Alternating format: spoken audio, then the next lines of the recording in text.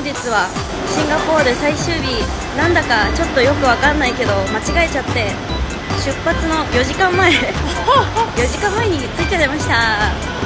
まあそれはTikTok とか撮るのでいいんですけど、とっても早く着いたので、これから面白いところに行こうと思います。レッツゴー。シンガポールの横断歩道すごいちょぴしてます。ほらちょぴすごいですね。これは何でしょうか。すごいジュエルっていうとこらしいです。わあ、なんだここ。あれか、発見。あれですね、流れ落ちる雫 H2O、 あれですね。待って、せーの。